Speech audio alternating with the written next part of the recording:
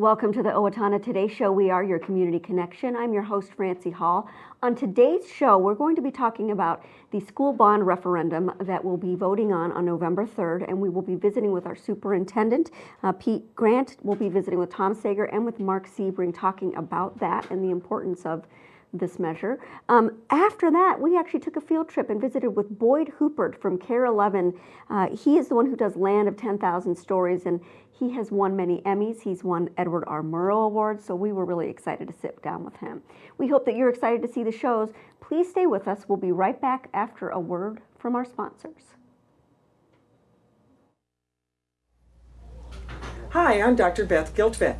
And I'm Dr. Nick Vincelli of Horizon Eye Care. We want you to see what you love and love how you see. We're proud sponsors of the Owatonna Today Show. I needed more than just another dead-end job. I wanted a career, so I expressed myself. With the kids off to college, I decided it was time for me to go back to work and express myself. Express got me in touch with some really great companies. Now I'm on my way to a great career. Express Employment Professionals is in contact with thousands of companies in need of quality employees. Come in now and get the job you deserve. Express yourself today.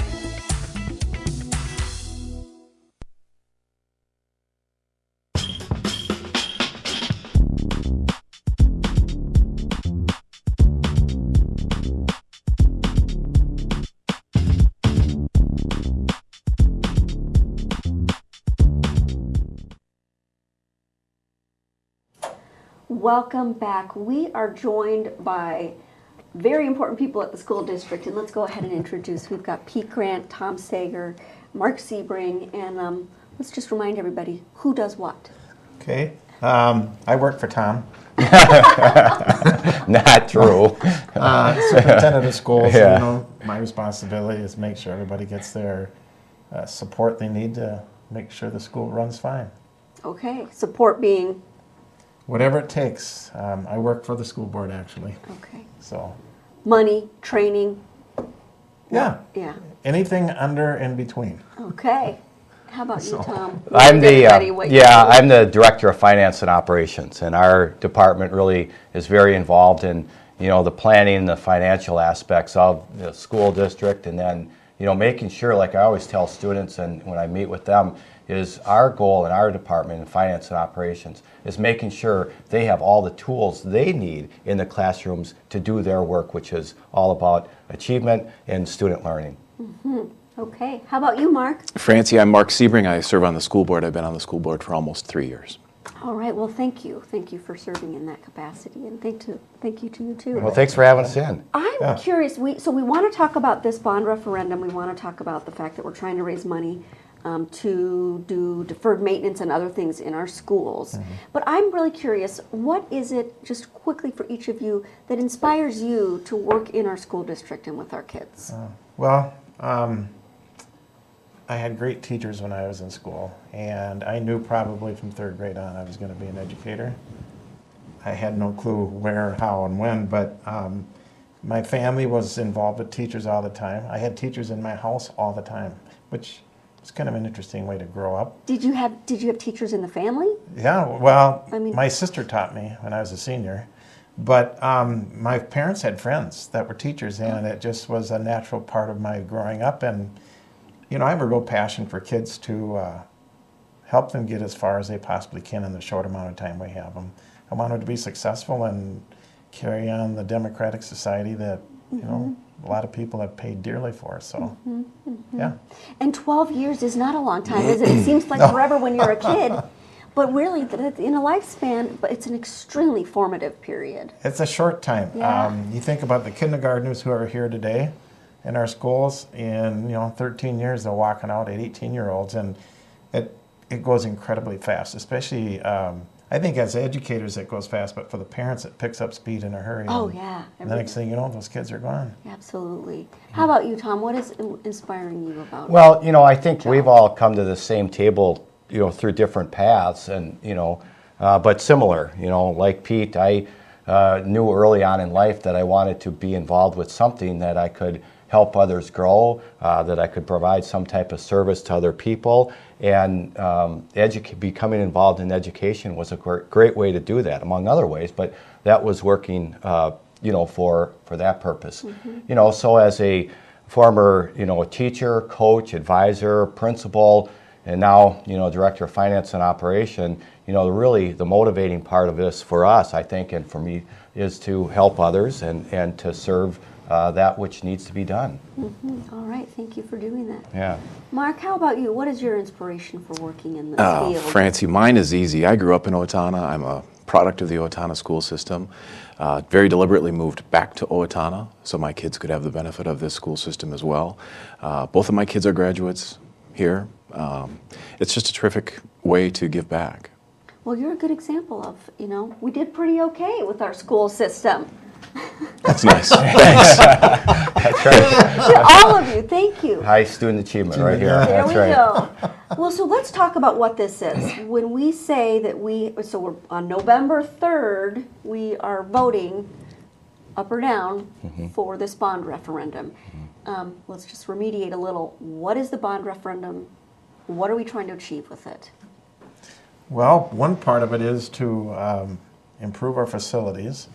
It's a very difficult time to do that when a lot of the school buildings throughout Minnesota need significant improvements structural-wise. And I know the district has been working on this really since 2008.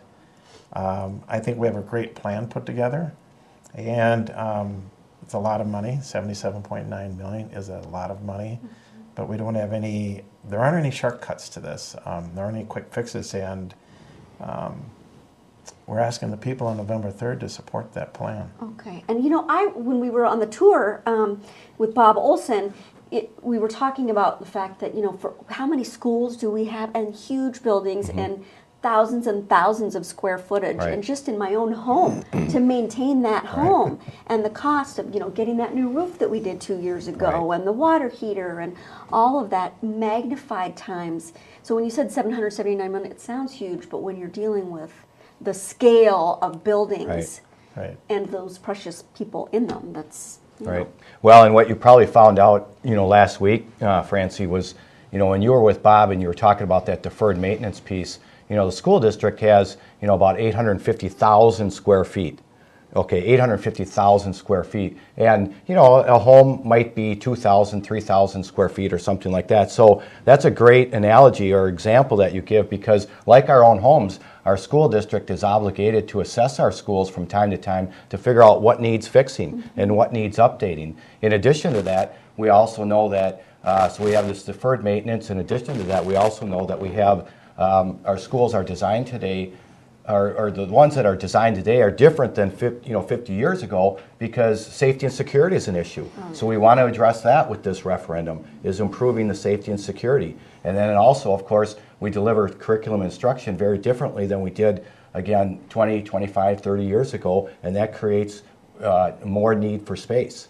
And you said 50 years ago, and some of our, there's a significant number of our buildings are actually 50 years Oh old. yeah, absolutely. I think our average age, Bob told me the other day, as a matter of fact, 52 years. Yeah. Yep. Yeah, well, I'm close to 52, and it's just, and we need maintenance too, you need right? maintenance. Yeah. And so what is different between, you said all the way back in 2008 we're trying to pass something. Right. This is a very different bond referendum.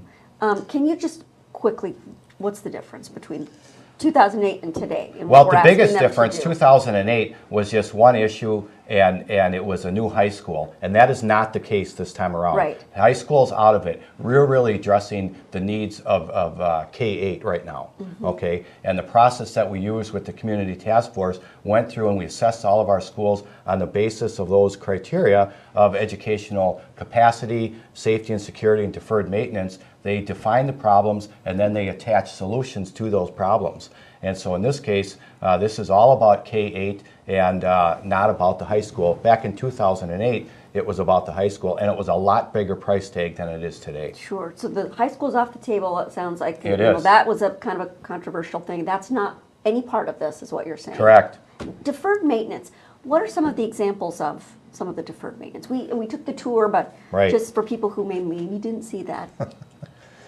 Well, really, it covers everything from the floor to the ceiling and inside the envelope.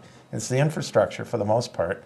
I mean, granted, there are external things, parking lots and sidewalks and so forth, but it's really about heating, ventilating, air conditioning, piping, electrical, plumbing, Parking lots. roofing, Yep. pardon? Parking lots. Parking Parking lots. I mean, lots, yeah. it does. It covers, immense amount. So when we talk 850,000 square feet, there's a lot of things within that square footage that needs to be addressed. And I know people say, well, why can't you keep up with it? Because it's a very expensive price tag to manage that type of things, and things wear out. Their life cycle system comes to an end, just like everything else does. And a lot of our buildings, as Tom alluded to, when they're 52 years old, those systems are failing now, and we have to figure out a way to replace them. It's no more about fixing them, it's about replacing them. This is about we put off and put off and put off. Right. Because people weren't passing this, and now it's like, okay, well now some of these things just have to be replaced and not, okay. Yep. The security thing really got me because, with the news just a few weeks ago, Right. shootings upon shootings upon shootings, sorry to say that, but I mean, that's what's on my mind. And then to see those kids that would be out in those portables Right. that are not even attached to the building. And in this day and age, I mean, that was nothing in my time. We had portables, and we kept those things way too long. So that was a concern for me. Some of the security issues, and we talked about them, and we showed examples of how you Right. could just walk straight in and not be noticed. And Well, with this plan, what it'll allow us to do really is maintain better control and access to our schools and secure our entrances, so that when people come in, they are go into a secured, entrance. They present their purpose and their business, and then they are allowed access into the school if approved, so to speak. Right now, we don't have, quite frankly, that kind of control in all of our schools, and we want to change that to improve that safety and security. We have limited time here, and I want to just touch on one thing else, and that is, the price tag for me as a homeowner. So what is the situation with, Yep. we have different values for our homes. Does that play a role into the amount of money that we pay? It does, and there's many different types of properties, but what we're explaining is that, that an average valued home in Owatonna is $150,000. And for that homeowner, the tax impact on from this referendum would be $15 a month, or $177 a year. And that's for the average valued home. Now, the different property types have different, assessed values and so forth. And you can go on the school district website and check the tax calculator for your particular property. And I think we'll have that information up on the screen for the viewers to see. Let's remind everybody, where are we doing this vote? November 3rd, all the typical polling places is where people will vote. 7 o'clock in the morning, the polls open, they close at 8. There's also absentee 8 p.m. balloting, 8 p.m. There's also absentee balloting that can be done. All that's available on the website. Okay, so go to the school website, and there's information about your polling place too. It's connected to the auditor's office, right? Correct. Okay, thank you so much for being here. We really Thanks for appreciate having it. us Thank you for the in. opportunity. Yeah, and thanks for the work that you do for our children and our Thank you, community Francie. too. All right, thank you, and stay with us. We will be back after a word from our sponsors with Boyd Huppert. Hi, I'm Kim Schaffenbuhl, Director of United Way of Steele County. I invite you to live united by giving, advocating, and volunteering to ensure that the building blocks of a good quality of life, education, income, and health are strong and stable in our community. We all have a stake in creating a healthy, prosperous community. We all win when children succeed in school, workers have steady jobs, and families have good health. United Way of Steele County is working to make this happen, and we can't do it without your help. Please give generously to this year's campaign.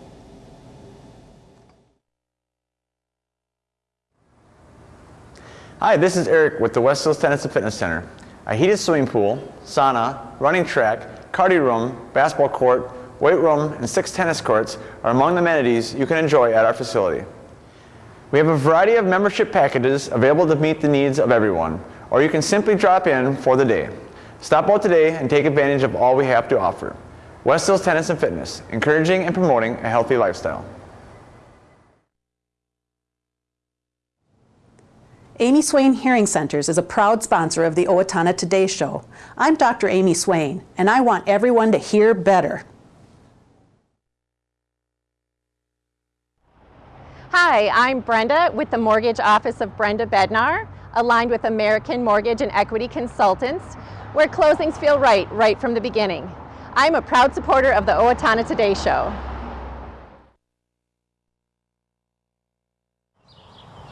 I'm Deb Gillard. And I'm Shaw McNulty with Brookdale Owatonna Senior Living Solutions. We are assisted living and Alzheimer's and dementia care communities here in Owatonna, and formerly known as Clare Bridge and Sterling House. And we are proud sponsors of the Owatonna Today Show.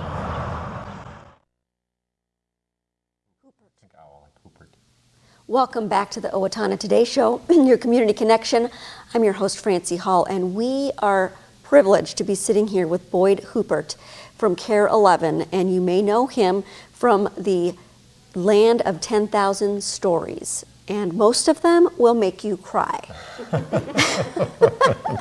That's not my goal when we start out, make people weep. But is that how you won? But I don't take that as an insult either. Sometimes it's tears of joy, and sometimes it's just very poignant. Well, I hope we're doing stories that make you feel something, and sometimes that may be laughter, and I love the sound of laughter, but there are other times where if it touches you in an emotional way and a tear wells up in your eye, then I think we're doing our jobs that way too. Well, you're doing your job. Leanne and I were here because you came to Owatonna. He is in Owatonna now, so this is an Owatonna Community Connection thing.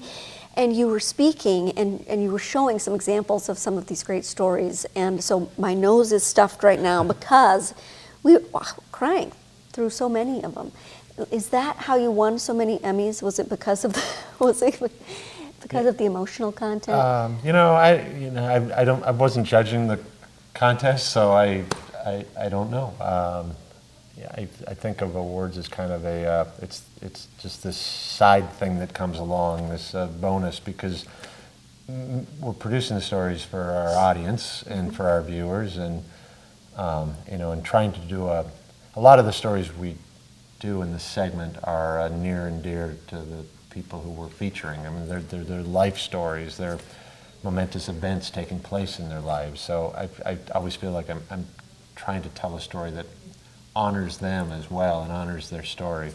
And then, and occasionally an award will come along, and that's nice afterwards. And I always share that too with the people in the stories, because it's a recognition of not just the way we put the story together, but it's also it should feel like an honor to the person whose story we've told as well. Sure, and some of those stories we need to give a little snapshot of some of them for folks. But first, I would really like to know: have you always been a newscaster? Has this been what you've done for your whole career?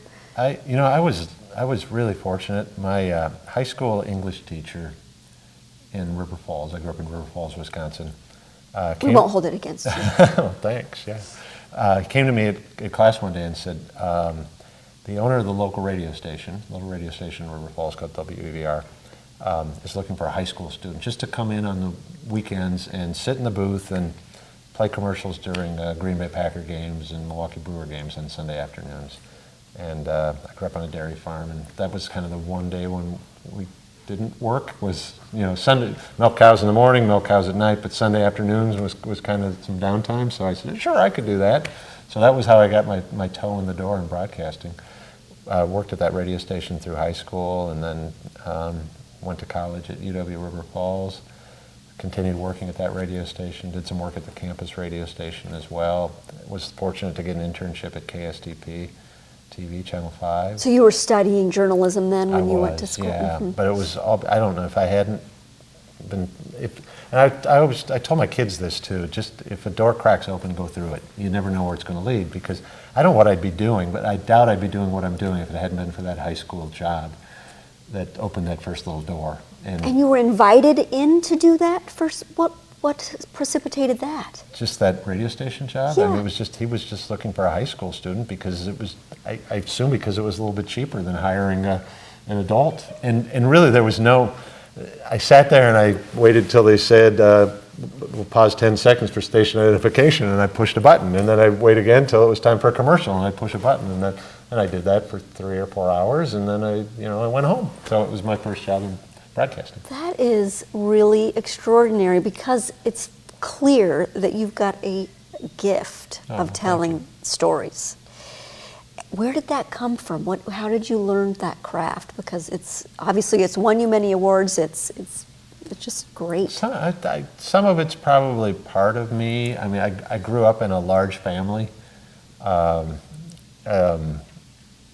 close-knit family. I grew up hearing stories. My dad's a great storyteller. My uncles, I grew up listening to great stories, just family stories. So I think that's just part of me. And then the other part, the learning how to write it and produce it, I think that's just things that I picked up in a 30-year career. It was just this desire to get better. And what is it that makes people laugh? What is it that makes people cry or feel something? And then just trying to hone my writing and my producing skills to try and harness some of those, some of the things that movie directors know, right? Movie directors know how to pull at our heartstrings. So what are they doing, and what can I do in my own work, in my little 3 or 4 minute story that I can?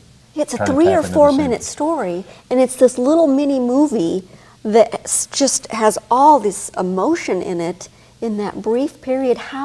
First of all, where do you get these stories? Well, I'm blessed in that a lot of them are sent to me. So probably 95% of the stories that I produce come to me in emails or Facebook messages.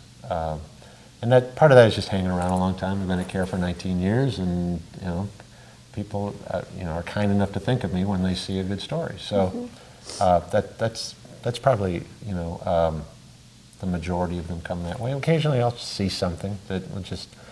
But I remember I was working in Milwaukee, where I worked before coming to KARE, and there's a little church by the freeway that I drove by a couple of times a week.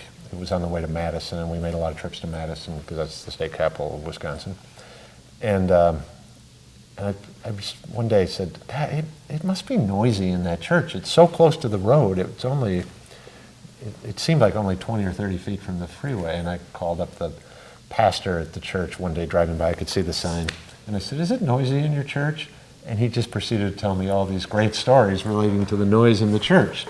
That they can't have the windows open in the summertime, and that he said, "Well, it wasn't as bad as my last congregation." And I said, "Oh, why is that?" He said, "Well, I used to serve at the end of the runway at Mitchell International Airport. That was louder." And I mean, and then he told about you know how we got our guardrail? A truck just about hit the parsonage, left the road and just about hit the parsonage, and my wife called the governor, and a couple of weeks later we got a guardrail in front of the church. So I think that was 20 years ago I did that story, but it's a good reminder that there are great stories everywhere. It's opening our eyes and just asking the right questions sometimes. Pulling the thread. Yeah, exactly right. Yeah, just pulling the thread and saying, if I keep pulling, what more can I learn about this situation? And if I can learn enough, and if it's interesting to me, then I presume it'll be interesting to our viewers too. So those are the types of stories that I like to pursue.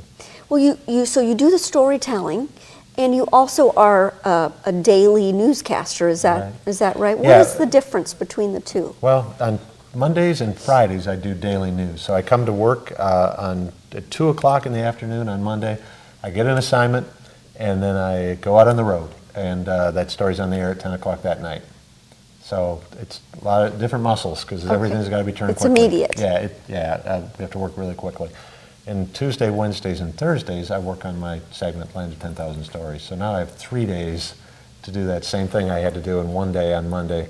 So we usually shoot on Tuesdays. I write, we'll do the log all the video. Typically we'll shoot 4 hours of video for a 3 or 4 minute story. So I have to sit down and go through all that video, do transcribing, and then I take those notes and then I write the story. And then usually on Thursday, now we're in the 3rd day, on Thursday the editor then, the photographer is going to edit that story then, and he'll put it together based on the script that I write. And then in that time, I'm setting up the next week. So while he's editing, I'm trying to figure out, well, what are we going to do next week? I need to go through all those emails that I've been getting and figure out something else. Then. How long between you getting one of those emails do you end up doing that 3-day process? I mean, is it pretty rapid? Yeah, sometimes it's the next week. Sometimes I don't have a story next week. What can I find in my inbox that might make a good story? And sometimes it's something that's months away. Where I'll look at this and go, this would be a nice story around Christmas, and I'll just put it aside, and maybe we'll do this around the holidays. I just talked to a woman today on the phone with a really nice story that I think would be wonderful on Thanksgiving week. So we should watch for Thanksgiving week to see what this story will be. You should watch every newscast. Well, and he just told us a story that's coming up on Tuesday that you'll want to see about a one-legged kicking coach. Yeah. And that's all I can say about it. But it's very exciting. That's called a tease. It what you is. just did. It is. So this will air before Tuesday? This will be airing on Monday. Okay. So yes. So when this airs, so tomorrow night, KARE 11 News at 10, yes. you can solve the riddle that you've just set up. There you go. Well, this went by way too fast, and we didn't get nearly enough of your story, but I thank you so much for being with us. Oh, thank you. It was really a pleasure talking appreciate with you. it. Thank you for staying with us. Do keep watching. We'll be back after a word from our sponsors. Hello, my name is Katie Marshall. A year ago, my family and I became homeless. We were scared and alone. Today, with the help of Steele County Transitional Housing and generous donors like you, my family and I are safely housed. I am working, going to college, paying my rent on time. My children have a warm bed to sleep in every night. My family and I are so grateful for this second chance. Please help others in need by donating to Transitional Housing today. Everyone deserves a safe place to live. Hi, my name is Ryan Gillespie with Bremer Bank Mortgage. By trusting your home loan needs to Bremer Bank, you are guaranteed a personalized, straightforward, and honest experience from application to closing. We look forward to guiding you through your next home purchase or refinance.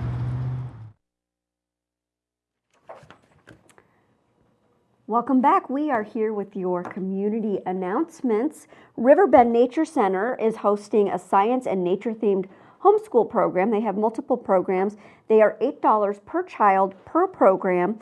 If you would like to participate in these science-based nature-themed programs, contact 507-332-7151 or go to rbnc.org.